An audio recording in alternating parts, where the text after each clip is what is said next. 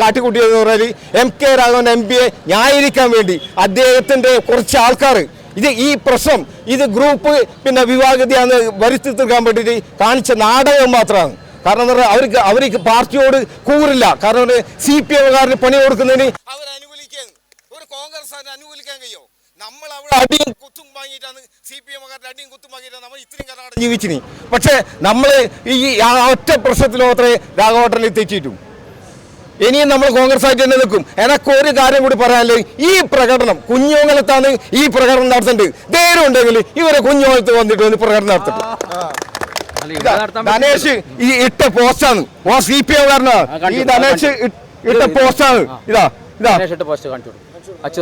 അച്യുതാനന്ദന്റെ ഏതെങ്കിലും കോൺഗ്രസ്സുകാരൻ ഇടുവാ? ഇത് ഇപ്പോ ഫേസ്ബുക്കിൽ ഇല്ലതാ. ഏതെങ്കിലും കോൺഗ്രസ്സുകാരൻ ഇങ്ങനെ ഒരു പോസ്റ്റ് ഇടുക? ഇവർ മെമ്പർഷിപ്പ് ചുളിവിലെ മെമ്പർഷിപ്പ് കൊടുക്കാൻ കഴിയുക.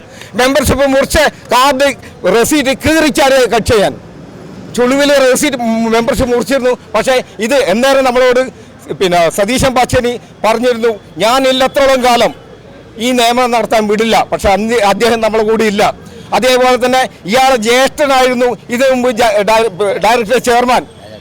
അദ്ദേഹം നമുക്ക് ഉറപ്പ്, ഞാൻ ഡയറക്ടർ പ്രസിഡന്റായിട്ട് നിൽക്കുന്നത്തോളം കാലം ഈ നിയമനം നടത്തില്ല. ഇത് ഈ MK രാഘവൻ MP ഈ കക്ഷിക്ക് നിയമനം കൊടുക്കാൻ വേണ്ടി മാത്രമാണ് ഇതിന്റെ ചെയർമാൻ സ്ഥാനം ഏറ്റെടുത്തിന്. കാരണം എന്താ പറഞ്ഞാൽ ഒരു MPക്ക് ഈ മാടായിപ്പോളിൽ വന്നിട്ട് എന്ത് പ്രവർത്തനം നടത്താൻ പറ്റില്ല? അതിന്റെ മെയിൻ്റെനൻസും മറ്റുള്ള കാര്യങ്ങളിലും ഇത്രയും തിരക്കുള്ള ഒരു വ്യക്തി ഇത് നടത്താൻ പറ്റില്ല. അപ്പോൾ ഇവന് DYFകാരന് പണി കൊടുക്കാൻ വേണ്ടി മാത്രമാണ് ഈ ചെയർമാൻ സ്ഥാനം ഇപ്പം ഏറ്റെടുത്തത്. എന്താ എനിക്ക് പറയാനുള്ളത്? ഇതിൽ നമ്മൾ പ്രകടനം നടത്താൻ പറ്റില്ല. നമ്മളല്ല, നമ്മൾ സസ്പെൻഷനിലാണ്. നമ്മളെ ബൂത്ത് കമ്മിറ്റി പ്രസിഡന്റ് എല്ലാവരും കൂടി ആലോചിച്ചിട്ട് പ്രകടനം നടത്താൻ വേണ്ടി തീരുമാനിച്ചു. ആ പ്രകടനം നടത്തുന്നു എന്നറിഞ്ഞതിൻ്റെ അടിസ്ഥാനത്തിൽ മണ്ഡലം പ്രസിഡന്റ് നമ്മളെ രാവിലെ കാണാൻ വരികയും നമ്മൾ പറഞ്ഞു, പ്രവർത്തകന്മാരുടെ വികാരം തടഞ്ഞു നിർത്താൻ നമുക്ക് കഴിയില്ല. അവർ ഇന്നലെ തീരുമാനിച്ചത് നിങ്ങൾ അവരുമായിട്ട് സംസാരിച്ചു തോന്നുന്നു. അങ്ങനെ അവരുമായിട്ട് സംസാരിച്ചെടുത്ത് ഒരു കാര്യം ചെയ്യുക, DCC ഓഫീസിൽ നിന്ന് നേതാക്കന്മാർ വരുന്നുണ്ട്.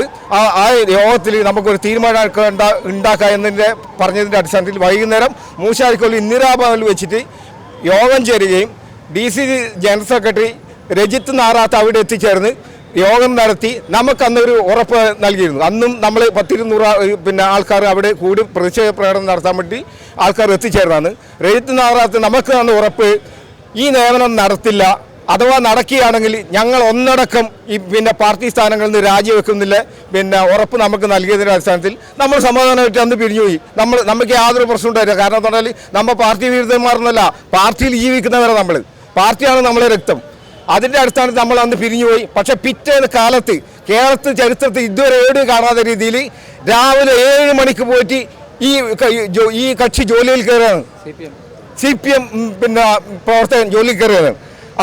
അപ്പോൾ ആ സമയത്താണ് നമ്മൾ പ്രതിഷേധമായി തെരുവിലേക്ക് ഇറങ്ങിയത്. നമ്മളെ പ്രതിഷേധത്തിൽ തള്ളിയിടുക ചെയ്ത്.